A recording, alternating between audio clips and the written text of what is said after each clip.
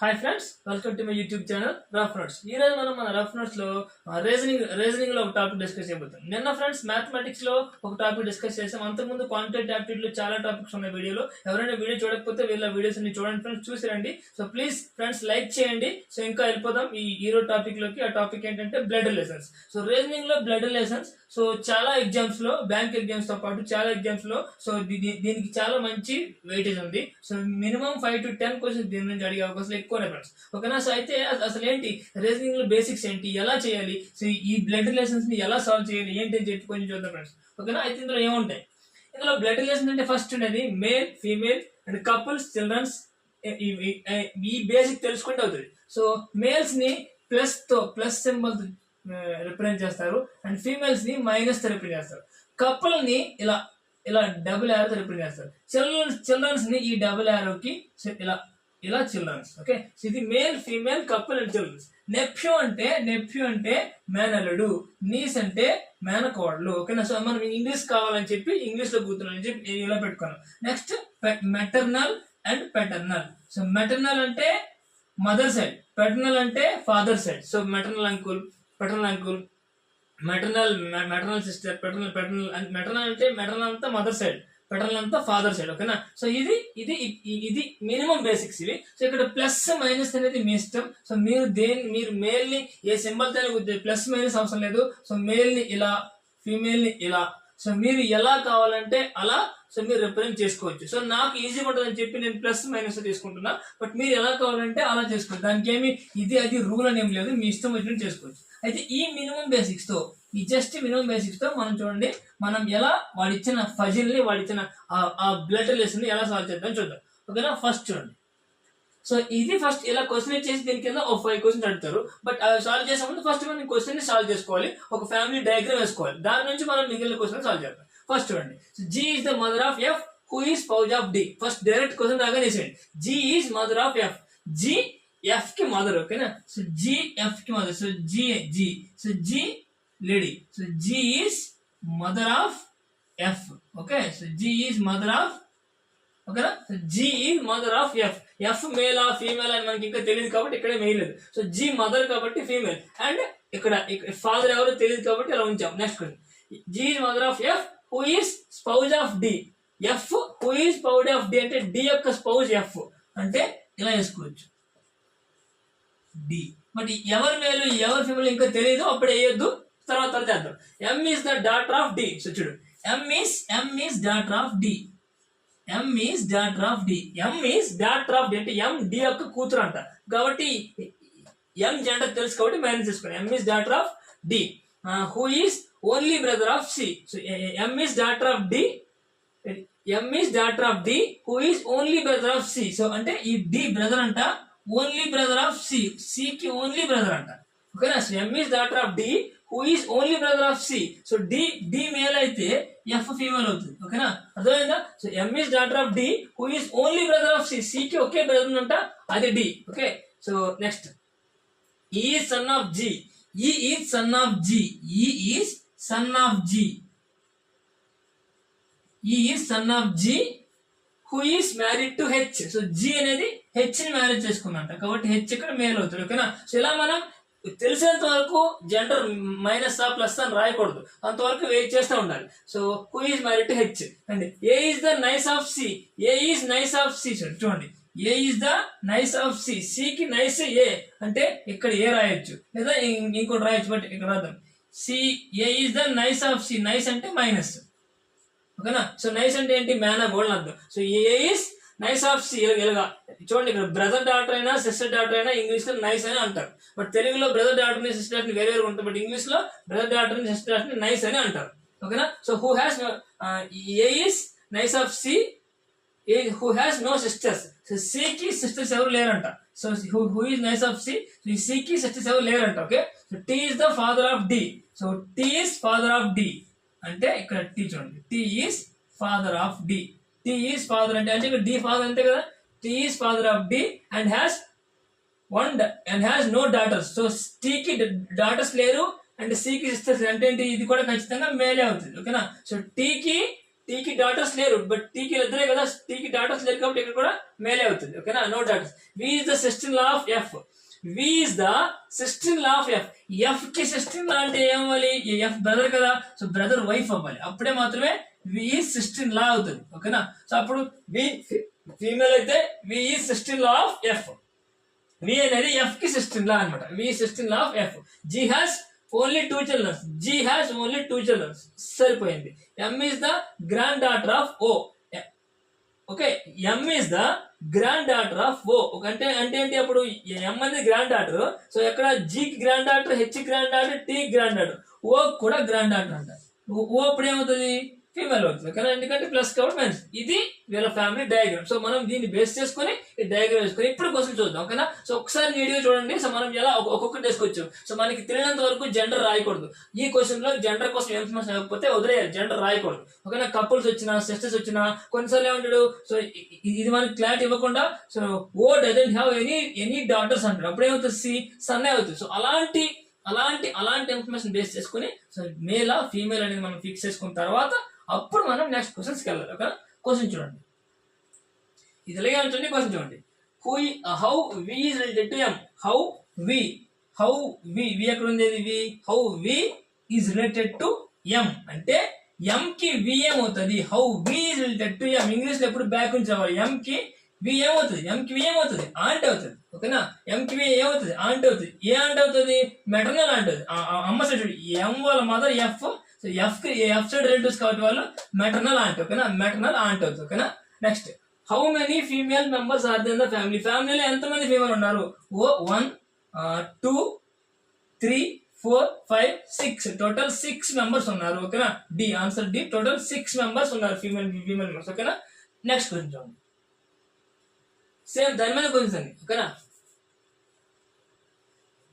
Find the odd one out. అంటే వీటన్నిటిలో ఒకటి వేరే ఉందంటే అది అంటే కనుక్కోవాలి. వి ఎక్కడుంది? V D D C C F O C D F V ఇవన్నీ ఒక జనరేషన్, ఓ ముందు జనరేషన్ కాబట్టి O is the odd one out. అంటే ఓ వేరేగా ఉంది.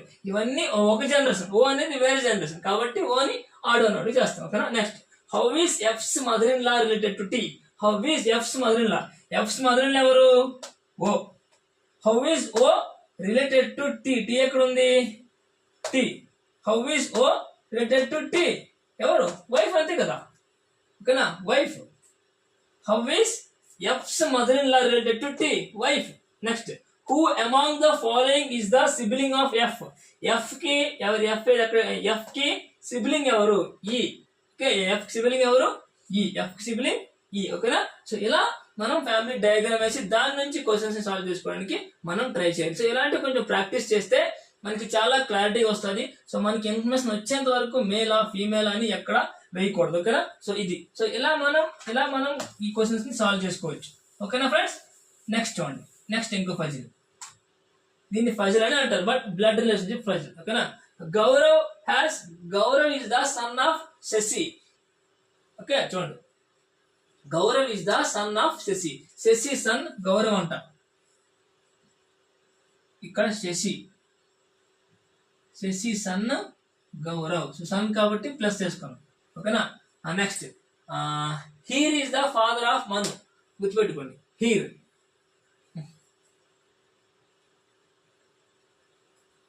Here is the father of Manu. ఇది వేరే దగ్గర రాసుకోండి. ఓకేనా, Heer is the father of Manu. Okay, names బట్టి జెండర్ డిసైడ్ చేయకూడదు. సో ఎప్పుడు కూడా కాంపిటేటివ్ ఎగ్జామ్ లో కానీ ఒక ఫజిల్ లో కానీ నేమ్స్ బట్టి జెండర్ డిసైడ్ చేయకూడదు. ఓకేనా, so Heer is the father of Manu. Heer is the father of Manu. Okay, Gaurav is married to Devi. Gaurav is married to Devi. Okay, Gaurav is married to Devi. Gaurav and Manu are siblings. ఇప్పుడు Gaurav and Manu are siblings అంటే ఏంటి? గౌరవ్ అండ్ మను ఇద్దరు కూడా సిబ్లింగ్స్ అంటే ఏంటి? ఒకే జనరేషన్. బట్ ఏం తెలుసు నాకు? Heer is the father of Manu అన్నాడు, బట్ ఇక్కడ హీర్ అని రాసుకోవచ్చు. Heer is father of Manu అయితే వీళ్ళు మదర్ అవుతారు. ఓకేనా, సో దీన్ని ఇక్కడ దాన్ని అక్కడికి అలా కనెక్ట్ చేసాం. ఎలా? Gaurav and Manu are siblings. Prem is the brother of Devi. చూడండి, Prem is the brother of Devi. Prem is the brother of Devi. Devi ki brother Prem. Shashi has only one son. Shashi has only one son. Already one son అయిపోయింది కదా. So M ఏమవుతుంది dot అవుతుంది. So Shashi has only one son. So M ఏమవుతుంది dot అవుతుంది. Riya is the son of Gaurav. So Riya is the son of Gaurav. So Gaurav's son Riya. And Prem is the father of Kaka. So Prem is father of Kaka. But if Kaka son daughter son అని తెలియదు కాబట్టి అక్కడ ఉంచండి అక్కడ. Prem is the father of Kaka. So Joshi is the daughter of Manu. So Joshi చూడండి ఇక్కడ మను ఉంది కదా ఇక్కడ. So Joshi is the daughter of Manu. Okay, so Joshi ఇక్కడ డాటర్ అని చెప్పాడు జోషి. బట్ ఇందాకేంటి Shashi Riya is son of Gaurav అది చెప్పాడు. Prem is the father of Kaka అండి. Prem is father of Kaka. But ఇక్కడ కాకా కోసం నేను చెప్పలేదు, సన్ ఆ డాటర్ అని చెప్పబట్టి ఇక్కడ Joshi is the daughter of Manu. And Prem has no daughters. Prem has no daughters అంటే ఏంటి ఎవరు son. So Prem has no daughters అంటే కేవలం సన్. సో ఇలా మనకి తెలిసినంత వరకు జెండర్ ని వేయకూడదు, తెలిసిన తర్వాతనే జెండర్ ని వేయాలి. సో ఇలా సాల్వ్ చేసుకుంటే ఇప్పుడు దీన్ని బేస్ చేసుకుని క్వశ్చన్స్ చూసుకోవాలి. క్వశ్చన్ ఏంటి, దీనిపైన క్వశ్చన్ ఉంది. ఫస్ట్ క్వశ్చన్ చూడండి, how many female members are there in the family. ఫ్యామిలీలో ఎంతమంది ఫీమేల్ మెంబర్స్ ఉన్నారు? ఎంతమంది ఉన్నారు ఫీమేల్ మెంబర్స్? 1 2 3 4. సో మొత్తం 4 మెంబర్స్ ఫీమేల్ మెంబర్స్ ఉన్నారు. ఓకేనా. How is the Heer related to Prem? Heer related to Prem. Prem కి హీర్ ఏమవుతాడు? Prem Heer father in law. ఓకేనా. How Heer is related to Prem. How Heer is related to Prem. Prem కి హీర్ ఏమవుతాడు? ఫాదర్ ఇన్ లా అవుతాడు. ఓకేనా. Father, mother in law, mother, aunt. Okay, none of these అనమాట. Answer is none of these. ఎందుకంటే father in law అవుతాడు, but ఇక్కడ father లేదు కాబట్టి నన్ ఆఫ్ దీస్ ఆన్సర్ పడతాం. నెక్స్ట్ ఇక్కడ క్వశ్చన్ మీకు క్లమ్జీ అయింది, నేను చదువుతున్నానండి. How is Joshi related to Kaka? So how is Joshi related to Kaka? So Joshi related to Kaka ఎవరైతారు? కజిన్ సిస్టర్ అవుతుంది. ఓకేనా. హౌ ఈస్ జోషి కాకా వీళ్ళిద్దరు ఒకటే జనరేషన్.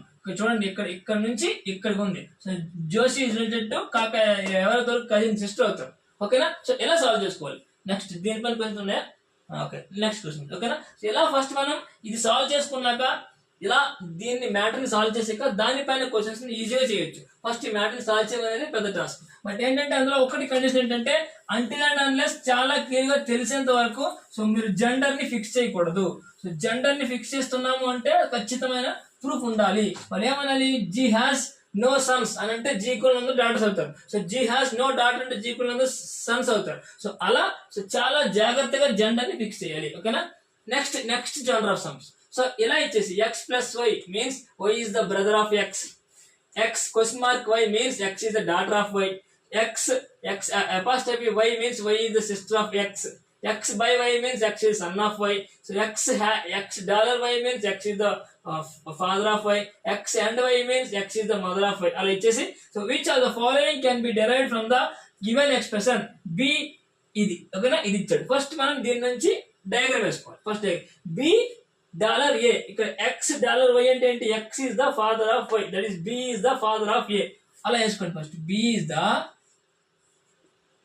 Father of A. ఓకేనా. సో బి ఈస్ ఫాదర్ కాబట్టి బి మేల్ కాబట్టి బి ప్లస్ ఇచ్చాను. ఏ కోసం తెలియదు కాబట్టి ఇవ్వలేదు. నెక్స్ట్ వెళ్ళండి. A apostrophe R. A apostrophe R అంటే ఆర్. ఏ ఎక్స్ అపాస్ట్రఫీ అంటే R is the sister of A, Y is the sister of X. But A apostrophe అంటే R is the sister of X, that is R is sister of A. ఇంకా A gender మనకు తెలియదు. ఓకేనా. Next R question mark E. X question mark E అంటే X is daughter of Y, that is R question mark E అంటే R is daughter of ఈ. ఓకేనా. Are is daughter of ఈ అంటే ఇక్కడ మైనస్ చేసుకోవాలి E. Okay. Next E and Y. X and Y అంటే X is the mother of Y. E and Y అంటే E and Y అంటే E is the mother of Y. అంటే ఇక్కడ ఇంకో చైల్డ్ ఉంది E. So E is the mother of Y. And Y plus D, that is X plus Y అంటే Y is the brother of X. Y plus D అంటే D is the brother of Y. ఓకేనా. Y plus D అంటే D is the brother of Y. ఓకేనా. So ఇలా ఇచ్చిన దాన్ని బట్టి ఇంతే వచ్చింది. ఏకి వైకి జెండర్ రాలేదు. ఇప్పుడు కింద చూడండి A and B. A question mark B అంటున్నారు. ఏ క్వశ్చన్ మార్క్ బి అంటే ఏంటి? A is daughter of B. A is daughter of B నా? కాదు, మనకు తెలియదు. ఎందుకంటే ఏ జెండర్ ఇంకా ఫిక్స్ కాలేదు. సో ఈ ఆప్షన్ కాదు.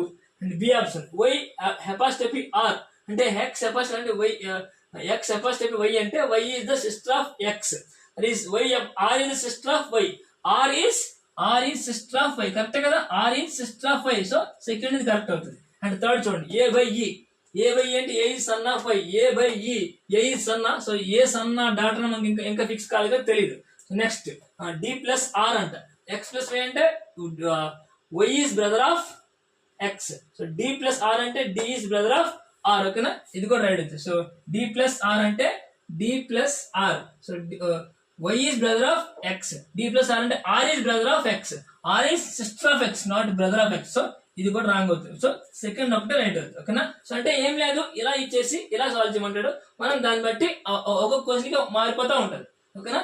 నెక్స్ట్ చూడండి, సేమ్ ఇలానే ఉంటది, ఆ క్వశ్చన్ మారిపోతూ ఉంటది, అది ఎలా మారిపోతుంటుందో చూడండి ఫ్రెండ్స్. సేమ్ కండిషన్స్ అని సేమ్, బట్ ఏమంటున్నాడు ఇక్కడ కండిషన్ మార్చాడు, ఎక్స్ప్రెషన్ మార్చి how J is related to M in the following expression, so M by T, so ఈ ఎక్స్ప్రెషన్ యూజ్ చేసుకుని మనం family diagram, family tree diagram draw చేస్తే మనం ఈజీగా క్వశ్చన్ ఆన్సర్ చేసుకోవచ్చు, ఓకేనా. M by T, X by Y means X is the son of Y, M by T అంటే M is son of tea, M is son of T చూసుకోండి. So X by Y అంటే X is son of Y, so M by T అంటే M is son of T. Next T dollar W, X dollar Y అంటే X is the father of Y, that is T dollar W అంటే T is the father of W, so T is the father of W, అంతేనా, ఓకేనా. Next W question mark Q, X question mark Q అంటే X is the daughter of Y, W question mark Q అంటే W is the daughter of Q, so W is the daughter of Q, ఇక్కడ Q కూడా ఎందుకంటే T father కాబట్టి Q కూడా minus. Next Q apostrophe J, Q apostrophe J means so Y is sister of X, that is J is sister of Q, so J is sister of Q. ఇప్పుడు ఏమంటే question how is J related to M, how is J related to M, ఏమవుతుంది maternal aunt, ఓకేనా, maternal aunt అంతే కదా. So how is J related to M, M కి J ఏమవుతుంది వాళ్ళ mother వాళ్ళ సిస్టర్ కాబట్టి మెటర్నల్ ఆంట్ అంటారు, ఓకేనా. సో అదే ఫాదర్ వాళ్ళ సిస్టర్ అయితే పెటర్నల్ ఆంట్ అంటారు, ఓకేనా. సో ఇలా ఇచ్చిందాన్ని బేస్ చేసుకుని మనం సాల్వ్ చేసుకుంటే ఈజీగా వస్తుంది. Next question,